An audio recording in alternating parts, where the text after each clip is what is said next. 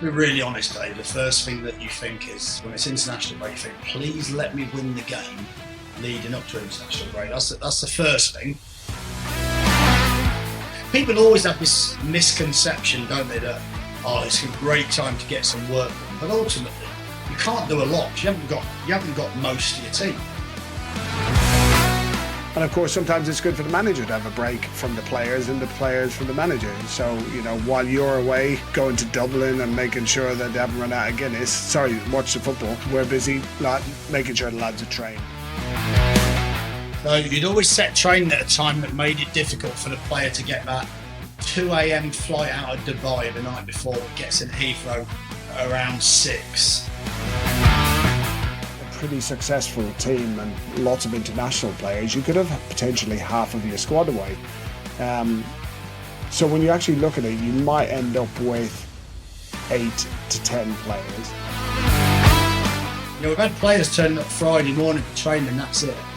And you've got a real dilemma as a manager. Do you play them anyway? Because they're part of maybe a winning team in a previous game 2 weeks ago. Or do you accept that they're not going to be in the best physical condition? Welcome, football fans, to Breaking Lines, the podcast that takes you behind the scenes of the beautiful game like never before. I'm Gary Rowett, former player and manager, joined by the insightful Dave Carolan, a man with his finger on the pulse of football's beating heart. Together, Dave and I bring you unrivaled insight, context and a few stories from the trenches. Join us as we dissect the game, break down the plays and explore the intricate dance between managers, players, fans and the beautiful game itself. This is Breaking Lines, where the game is more than just a match. 4 times every season, Gary, we have an international break in the football leagues in England, and they're an interesting time for us in the performance and management side, aren't they? Because we've got players potentially going all over the world, and our whole training regime is disrupted because of international games. Well, let's be really honest, Dave. The first thing that you think is, when it's international break, you think, please let me win the game leading up to international break. That's the first thing. And if you can do that, and that at least allows you to enjoy it a little bit more than if you're going into the international break on the back of a 3-0 defeat or 4-0 defeat or something. Not that that's happened. We've usually been quite fortunate in terms of our results going into them. But that's normally because of episode 1, I think, of the whole podcast series where we talked about the carrot and the stick. Yeah, well, yeah. Let's come on to that in a minute, depending on how many days you give them off. That usually is determined by how your results are going. But I think as a manager and a staff, sometimes there is that element of you've been in all pre-season, you've been working all summer to try and get new recruits in, which we spoke about on previous podcasts. And there is a little bit of that early season. So by the time you've been in for 10, 12 weeks, and there's a little bit of you thinks, just chance for a little breather. Just even if it's just a couple of days, just to have a little breather and feel normal again. So yeah, and it depends how you shape that, doesn't it? But like I said, if you go into it with a win, that makes that 2 weeks feel an awful lot better. Yeah, you'll normally be stood at the front of the room and you'll hear a player designated to shout up the "See you," insert name of day, gaffer, normally 8 days' time. Now, how do you go about deciding how long the players get off in that week, considering there's going to be players who are going to be playing international games and they have to do that because obviously they've been called up by their country, so that they should report. But the players who are left behind, you could end up with only 8 players. So how do you go about deciding how long they have off, how many training days they have in, and especially in that first week? Yeah, I think sometimes when you look at it, you go, you have to give them a break because it's a long season, isn't it? If you think about some of the American sports, are maybe going at it for 4 months, then they get a breather. This is like 9 month season. Do you know what I mean? It is a very, very difficult season physically and mentally, and we found that. Yes, the players are paid an awful lot of money. Yes, it's a great job to be in, but you still need to have a little bit of a breather. And I think that's the first thing that you think about. We used to do it differently, didn't we? So we used to give them like a day or 2 off, and then often it would be the following weekend. We'd maybe give them Thursday, Friday, Saturday. So to maybe give them a 4 days off to split the 2 weeks up. Because like you said, sometimes you might have 8 players anyway. People always have this misconception, don't they, that, oh, it's a great time to get some work done. But ultimately, you can't do a lot because you haven't got most of your team. Like that's the thing, you haven't got hardly any of your team. So, but I think in recent years, we've kind of gone the other way where we've sort of said, we'd rather give them maybe 4 days off straight away. You know, they would be recovering on the Sunday. Sometimes after a good result, you might let them have the Monday off anyway, and then you crack on. So 2 of those days sometimes would be off. You're giving them 2 extra days off as a little bit of a reward.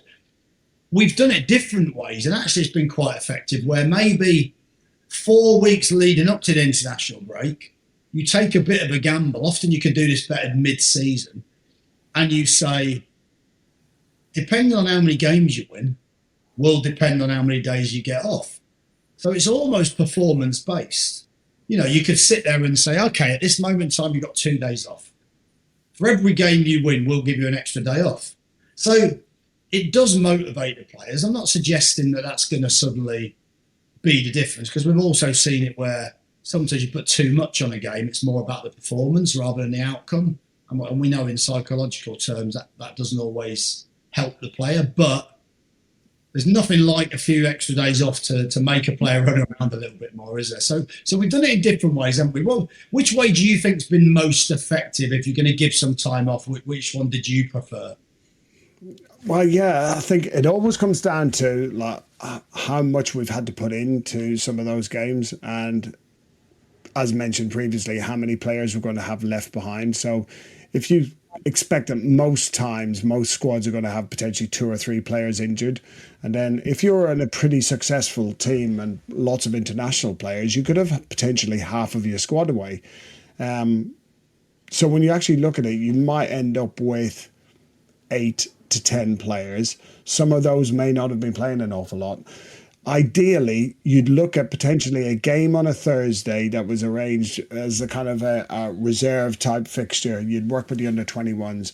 You'd try and get a game on the Thursday morning between 2 clubs that are in a similar position to give everybody some match time. And then you might train Tuesday, Wednesday, Thursday, because you've had a little bit after the weekend. You're also realising that if players have got young kids who are at school age, they're probably not going to go away early part of the week, because they'll probably look and think, well, the kids have got to be in school kind of most of the week. Whereas if they're going to take them out of school, they might take them out on a Friday, maybe for a long weekend. So I definitely look at the Tuesday, Wednesday, Thursday if you're going to do 3 days, or the Wednesday, Thursday if you're going to do 2 days. But we've done it every which way, haven't we? It just depends sometimes on time of the year, because if it's in September, where the first one is, as we're speaking now, we're just in an international break, there's still good weather to be had around Europe, so people can go off on smaller little holidays. And people take that time, don't they? Not just the players, but you as staff as well. Yeah, I think you have to. I mean, I've done it where actually you look forward to that and it gives you a little bit of a boost for the next period, you know what I mean? Like if you can just get away for 3 or 4 days somewhere, a bit of sun on your back, a little bit of a chance to reflect. I'd often use it as a chance to reflect on the season so far, but in some ways you can reflect while you're sat, you know, like in the sunshine somewhere in Europe, like it's only took you 2 hours to get there, and actually it's quite a nice way to sort of decompress from the pressures of the transfer window at the start of the season or whatever that might be. So the players tend to be a lot more ambitious with their breaks, shall we say. There's a lot of players that, like, you would always set training. So you'd always set training at a time that made it difficult for the player to get that 2 a.m. flight out of Dubai the night before that gets in at Heathrow at around 6. So you would get the lads in at, say, 9 o'clock, knowing that player would struggle to make it, because you know what goes on and you know what players. And you know, if someone's a single lad and he just wants to go and get a bit of sun, you know, they'll hop out to Dubai, no problem, or somewhere like that. They don't have to be single to do that, but of course, you know, it's easier. So there's players that will go all over the place, but ultimately you don't mind, do you? And I think if that's early week, the one thing I can never understand, I really can't understand this, because football talks, doesn't it? And we'd hear all sorts of stories from around, and you'd hear one kind. The players would hear it, and the players would be devastated because they'd want to be that club. Because the players would love it, even though it's not going to help you win games. But there'd be one club that's like, see you in 10 days' time. And I could just never understand that. It's like, you're basically just essentially like not thinking about performance at all over that period. And you're saying, I don't care, I'm just going to go away for 10 days. And then when I come back, let's worry about it when I get back. And you might get away with it with the players feeling so good because they've had that break. But there's also that element that they start to decondition, isn't there? And that's not professional, particularly in the first international break. I think when you get to international break 3 and 4, you can maybe have a little bit more leeway because you're well into the season, aren't you? And you're well into a period where maybe recovery becomes more important. Yeah, and I think everyone's got more training into them by that stage, in which case you're almost looking at the regeneration, recovery, mental as much as physical at that stage, because most people in normal jobs, if you want to call them that, they can choose to have breaks during the year as and when. You know, they can be quite periodic about refreshing themselves, you know, every 2 or 3 months, take small breaks. We don't really get that opportunity in football, do we? Because it tends to be you're back at the end of June, and then you'll finish at the start of May, and then you've got a block of holiday there, which is great, but there's not an awful lot of other opportunity the rest of the 10 or 11 months in the year to have little breaks. So I think, yeah, there definitely is the temptation to say, shall we give them a week off? But you also know you're going to have to pay on the other side of that, which is the players can decondition a little bit. Are they all going to do what they're supposed to? Is it right that they don't train? You know, it's more of a challenge for the players who aren't internationals, isn't it? Which is, how do we keep them motivated, fit? Because unfortunately, a lot of your international players are probably the ones that are in your team because maybe they're slightly better.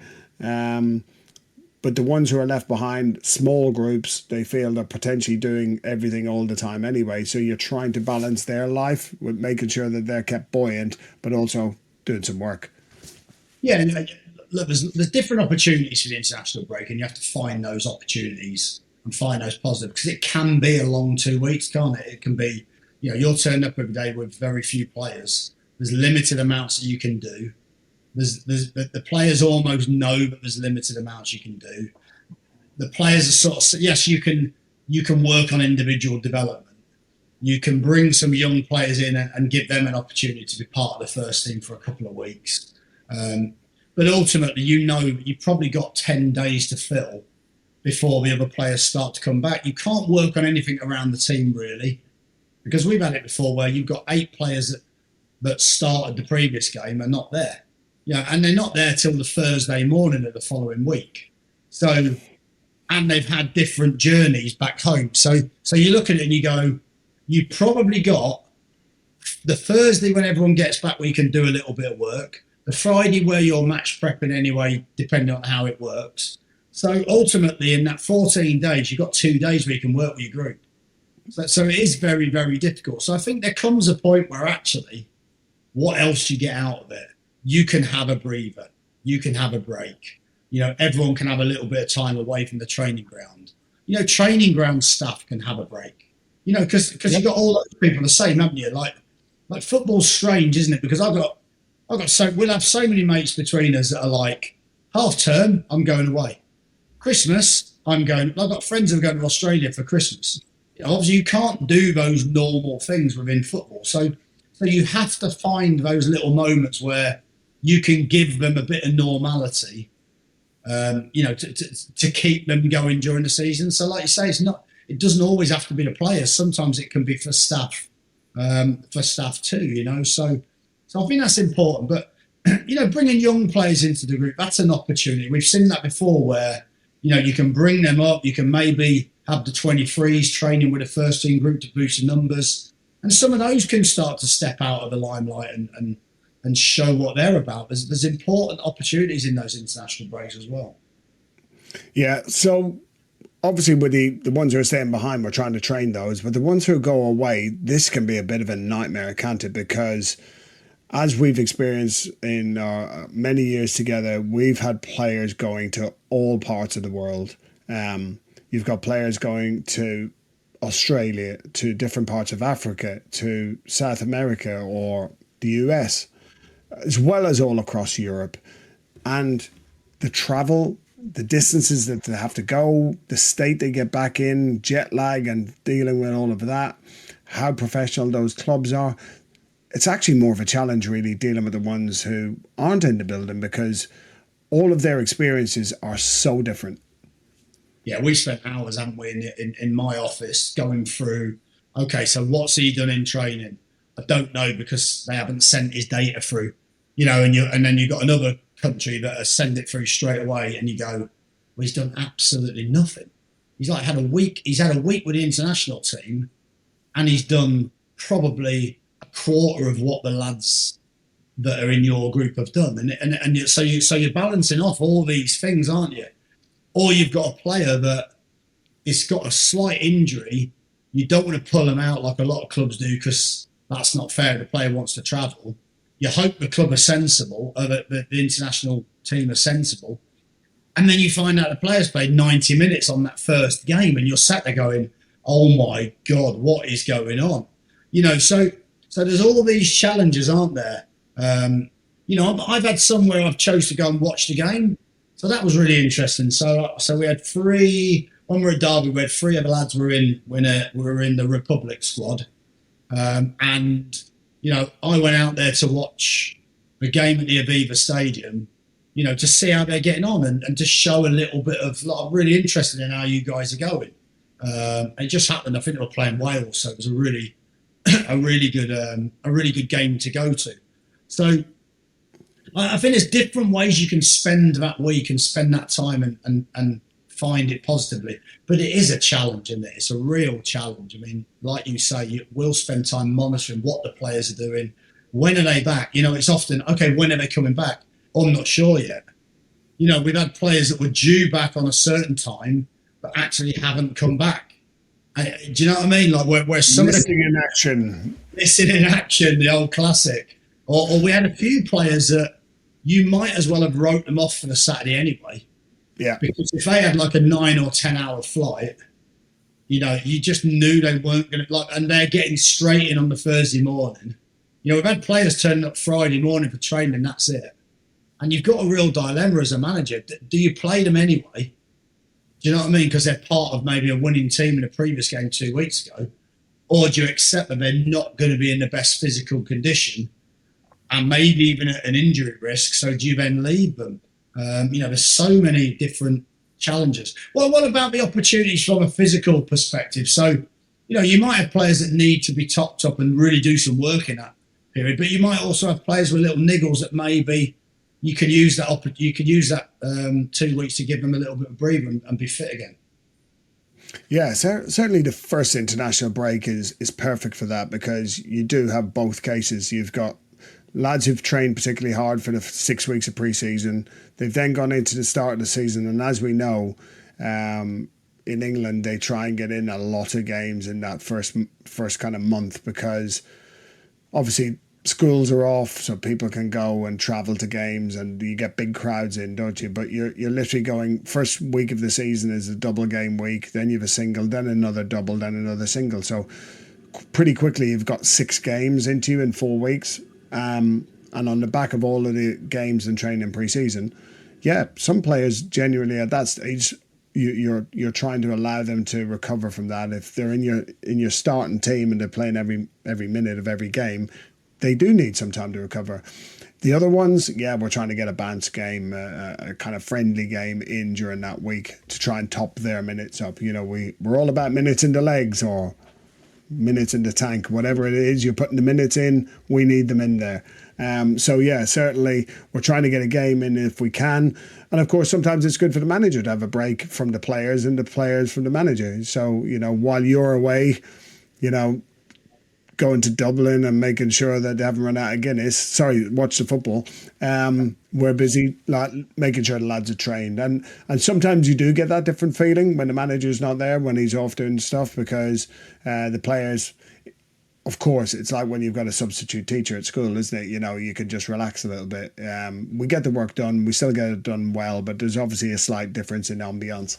That might be the best word we've used on this podcast so far. That's what you're saying, really. It's nowhere near as professional or as fun. Oh, it's far more fun. Yeah, far more fun. But, you know, it's no easy way to tell a manager that, but we just let them think, yeah, lads did all right, yeah. But no, it is good training, and you can do different stuff. You can have a bit more fun with the training as well, aren't you? Because it's not like you're preparing straight into a game. Everybody knows that if we get in, work hard, get the work done, we can be done and dusted, and everyone can relax a little bit. Obviously, when it gets to the second week of the international break, we try and go into a rhythm where we would normally prepare for games. Half the time is trying to stop the coaches getting giddy on a Monday because they think they've had 4 days off, let's run them even more. That's where all the injuries seem to happen, don't they? Where people start, right, let's do something different because it's international break. It's amazing how you get out of that little flow state, don't you? You get out of that certain way of training and preparing, and actually sometimes when you change things in those breaks, and we've been conscious about, haven't we, actually, to try and keep it as similar as possible and not to start introducing too many new things into those moments. But there's a couple of things there. So there's been times where players haven't played minutes and they go away to their international break because obviously they're still internationals and they still get called up. And actually sometimes you're hoping they play. So there's times where players maybe have got a niggle and they've played all the time, you hope they don't play both games. And there's times where players actually, you know, you can get them game time on international break is brilliant because they haven't had it with you necessarily. And I think those ones are also sometimes important. I think also, like you said about the manager, I mean, you know, I should be pushing this all the time really publicly, shouldn't I? But the manager should never be there the first week, should always have a week off. You know, I think that's the obvious thing to do. But there is a time and a place where the players have heard the same voice time and time again. And actually, sometimes there is an opportunity for them to still train, but maybe change the environment a little bit, maybe change the voice a little bit, maybe not have the pressure of the manager on the sideline or in the session barking away. And because the intensity is a little bit different often, isn't it, when the manager's taking a session or the head coach is taking a session, because you're picking a team, you know, so of course the players are going to respond in a different way. So I think there are certain parameters that do change, and I think really it's always about what can make us better for the next period or the next game, and there's so many things go into that melting pot, you know. And also you forgot to mention the iron, Dave, in the Guinness in Ireland, because it's not all bad. Do you know what I mean? Some of this is nutritionally sound advice as well. That's why I always used to watch Ireland's games and nobody else's. Well, as the old ad used to go, Guinness gives you strength. So it's kind of a strength building quality of going to Dublin and consuming Guinness from the source. But that's actually one of the things that we do during that international break. We change the food up, don't we? We've often had theme days around the food in the training ground, because it's almost like, yes, the players live a kind of semi-monastic lifestyle, eating, you know, raw carbs and all the right protein and foods that they should do in preparation, but we do allow them a couple of little kind of cheats on those weeks where, just for mood fillers, you know, we have mood days, or mood food as we call it, you know. So we've had themed days for different nationalities, or around different things, and that also allows the catering staff to do something different and be expressive, and they get to come out of their normal routines as well. For everyone, it's good. It's a good break. The training ground administrative staff, they take a break. Obviously, at this stage, just after the transfer window is shut, that international break, you don't see the recruitment staff. They're off decompressing after their busy week. But it's a good time for everyone to have a little bit of a change of routine, isn't it? That's what usually happens, doesn't it? It's like the playing staff and the coaching staff are usually there working away, aren't they, just to a certain degree. You might have a small break. And then you find out the chief exec's away for 2 weeks. The head of recruitment's away for 2 weeks. Yeah, the head of commercials away for 2 weeks. It's like, I wish I could go away for 2 weeks, but it just never quite works like that on the playing side, does it? So, but it is an opportunity where I think the whole club tends to go a little bit more relaxed. It tends to be less important because there's no results, which I think shows you how important the first team are and how important those results are around how people feel and the pressure of those game days and the pressure that comes with trying to win games of football. But as soon as that's not an option for 2 weeks, everyone scarpers and everyone tries to get a little bit of a break. And like you said, quite rightly, we're looking at different ways to make that period feel, even when you're in, even when you're working, you're trying to make it feel different, just so there's a little bit of a mental breather, just so there's a little bit of a, okay, the game. And I think once you get through that 2 weeks, a bit like pre-season in some ways towards the end, you get to the second week, maybe Tuesday or Wednesday, the players are kind of like, just want the game now. I want to get back into the games because players love games, don't they? Players love games, staff love games. Sometimes, that 2 weeks without a match can be a little bit mundane. And I think people don't really understand that, do they, from the outside, because they perhaps think, like we said earlier, you've got 2 weeks to really go to town and make your team better. Well, the reality is, it's probably the worst period for a manager and staff to improve the team because most of them are not even there. So it is a bit of a misnomer, isn't it? But you can. Yeah, they roll back in Wednesday night, Thursday, and if they've played any significant minutes, they're not going to be training with us Thursday. So you're rolling out Friday. So if you've got a team that's been struggling, it can be the worst thing to happen because you're actually going to get less chance to improve your team during an international break than you would have otherwise if you just had another standard league game on the Saturday, because you could have done something a little bit on Monday, definitely Tuesday, Wednesday, Thursday, depending on how you structure your week. But you would have actually got some quality coaching time to actually sit down, try and fix things. Whereas if you've got 6 players who are in your starting 11 who are out of the country and roll back in Thursday morning, kind of haven't already played 2 more games, they're not any more fresh, they're not regenerated, especially if they haven't won, and now you're trying to have to fix all the issues in one session, which is just a general prep session you would have done anyway. So it's actually in some ways more challenging if you've been having a tougher time. Yeah, I think so, and I think that's what the international breaks, bring. They bring all sorts of different problems. I mean, I remember, like I said earlier, the players that have played for their countries, and you're having to ring the manager up and say, "Why is he doing that?" I spoke to you a week ago. I told him he's got an issue. The medical team said he was fine. Well, that's not. Well, the medical team have sent the player back, and the scans showed he's got X, and you're thinking, "Oh my God, what a disaster!" Or you're watching a match or you're looking at the results on your phone, and sometimes you'll see a player's gone off injured after 25 minutes, and in your head you're thinking, please do not let that be serious. Because, there's times when you think, not even playing for me, and he could be out for 3 months, he could be out for the season. There will be players that have had serious injuries on international break, and yes, I think there's financial compensation from those nations, football associations. But for you as a manager, there's no compensation for not having one of your best players available. So it is a very strange time. It is a very odd time, and you do get those moments as well within those international breaks where you think, do you take the players away? Not necessarily in the first break, but maybe in break 2 and 3. You think, okay, is this now an opportunity to go and get some warm weather training? We won't go into that too much because we've had some disastrous warm weather training camps, haven't we, where we were professional. Interesting more than disastrous, yeah. Well, interesting warm weather camps, yeah. Maybe for legal reasons, disastrous was the wrong. We might need to change the names.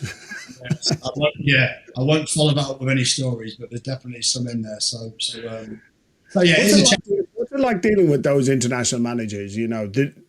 Are most of them conscious of the challenges of club football and are trying to be fair with you in terms of how they manage your players? Or is it kind of like, I'm sorry, but I've got a job to do at international level, and, while they're with me, they're my player and I'm going to do my thing?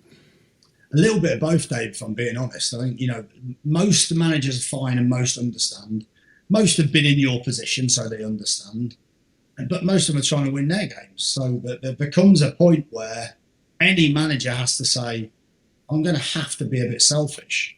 And I'm going to have to just be this player, even if there may be, complications by playing him from an injury perspective.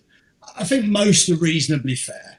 And I think what you tend to do, and this is not going back to the sort of Alex Ferguson days of, you'd hear stories about he would pull the player and say, you're not going.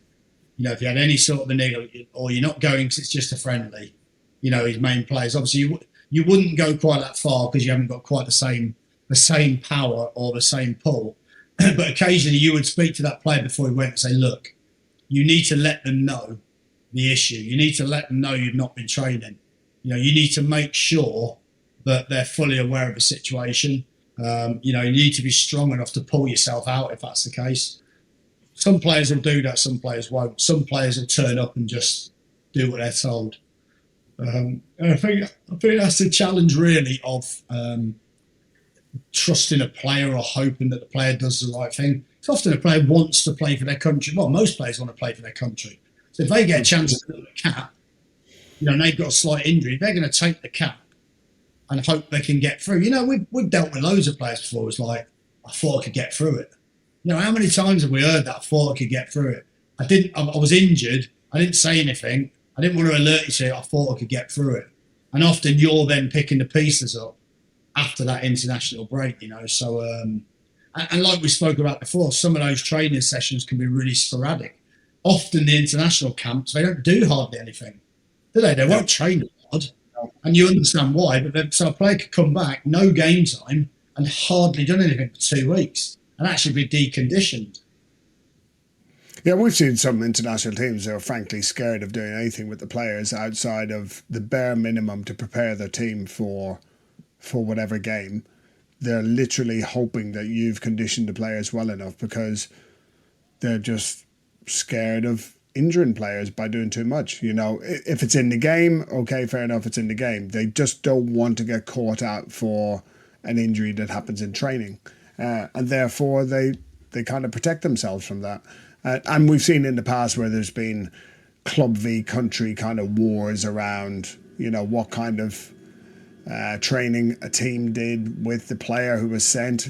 You have to report. If you've got an injury nowadays, you have to report still, unless you get excused. So if you turn up and the country thinks this isn't too bad, then they might just train the player. And I think that's what's happened in the past. So now a lot of countries just go, look, we're just going to do almost the bare minimum. And therefore, the players can decondition a little bit if they're away for 2 weeks and do nothing. And then we've got to then try and pick up their training when they come back to ensure that they don't break down when they're with us. Absolutely. And that's the challenge, isn't it? So it is a challenge. It is a challenging period. I think it's, having worked in League Two where there's no international breaks,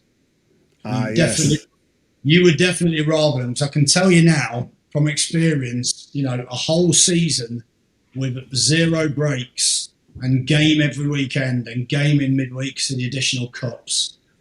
And, that is a challenge. That is a real challenge. I mean, I know some of those teams now will actually still have internationals because, of course, there's so many more nations and there's such a big pool of players now from all over.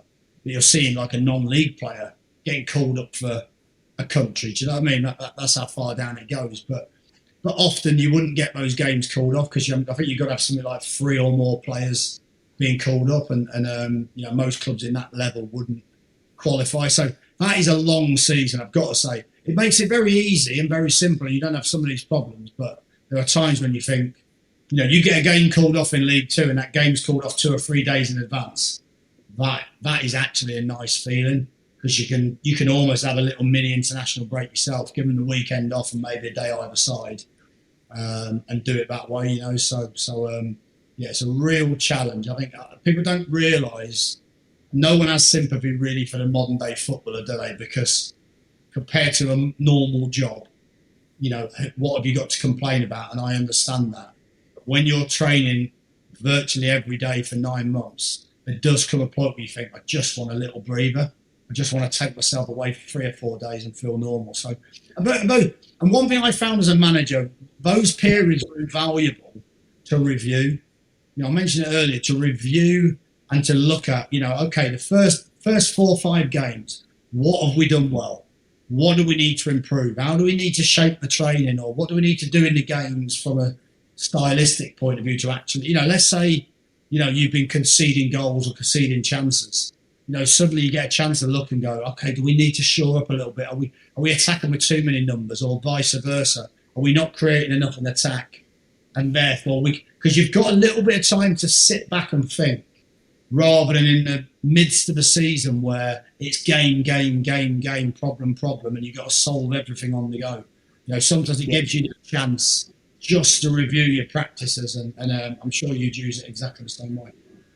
Yeah, I think when we've looked at in the past, we've talked about the 5 Fs of pre-season camp, but we had the 4 Rs of the international break. So on the physical side, rest and recharge, and on the kind of technical side, coaching side, it's about review and reflect, if you want to call it, and then renew and refocus.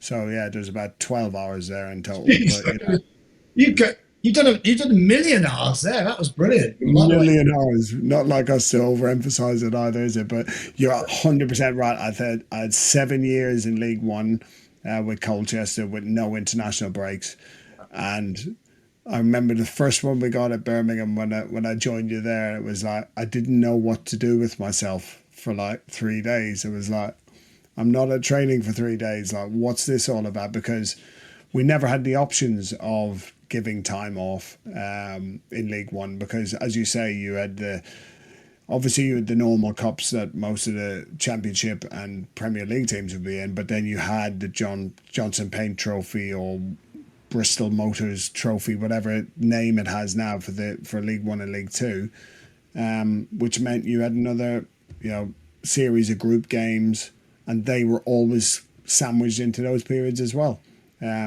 So some years you were just praying that the fixture list gave you one of the better teams during the international break, because you knew that was the only chance you had of having any break at all during the season. Absolutely. And then you'd be at home for about 3 days, and your wife would start saying, is there any way you can go back to training? Don't like these international. You start getting in the way a little bit. So that's another story. That's another podcast day. Another podcast for another days, yes. The better halves and how they deal with their football-based husbands or otherwise being at home and getting in the way of life. But there we are. A great chat there about the international breaks. We shall see what the results come like, because obviously it's also an interesting time for the players and the managers and those international teams, and we wish them all well. But from Clubland, we're just going to enjoy the break. I'm just off on holiday. See ya.